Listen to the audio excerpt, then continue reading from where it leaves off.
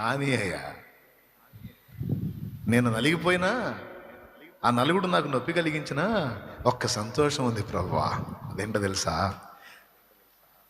నీ చేతుల్లో నేను నలుగుతున్నాను. నన్ను నల్లగొట్టడానికైనా నీ చేతుల్లో తీసుకున్నావు చూడు.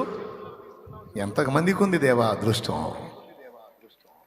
నన్ను నల్లగొట్టడానికైనా నీ చేతుల్లో తీసుకున్నావు చూడు. ఎంతమందికి ఉంది దేవా ఈ భాగ్యం. లోకంలో అందరినీ అట్లా పట్టించుకున్నావా? నన్ను పట్టించుకున్నావు. నన్ను పట్టించుకున్నావు అంటే, నా విషయంలో ఇంత కేర్గా ఉన్నావు అంటే నన్ను ఎక్కువ ప్రేమిస్తున్నావు. అందుకే నేను బాగుండాలని కోరుకుంటున్నావు.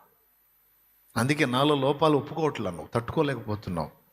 అందుకే నన్ను కొడుతున్నావు, నలుగొడుతున్నావు. ప్రాబ్లం లేదు, అదే నాకు ఇష్టం. చెయ్యయ్యా.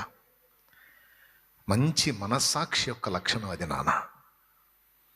తొందరపాటున దేవుణ్ణి తోలనాడి మాట్లాడటం, అపార్థం చేసుకోవటం, ప్రశ్నించటం, విమర్శించటం, వ్యతిరేకించటం, దూరం అయిపోవటం, సణగటం, గొణగటం, ఇది మంచి మనస్సాక్షి కాదు. ఏదైనా నాకు దేవుడు అనుమతించాడంటే దాని వెనక నా తప్పిదమో లేదా నా అహం, నాలో దిద్దుబాటు జరగాల్సింది ఏదో ఉంది. నా పాపమో నా లోపమో ఏదో ఉంది. అనవసరంగా నా తండ్రి ఈ పరిస్థితి నాకు అనుమతించడు.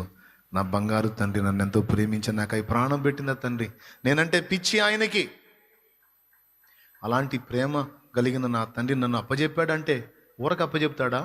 ఏదో నచ్చలా నాలో అవి వదలగొట్టడానికి, నన్ను సరిచేయటానికి, నా మేలు కోరి నన్ను ఈ బాధల్లో నలుపుతున్నాడు. ఆయనకే స్తుతి కలుగును గాక. అన్నాయన అన్నాయన అన్నాయన అన్నాయన ఆయనకే అనమ్మా అనరా అంత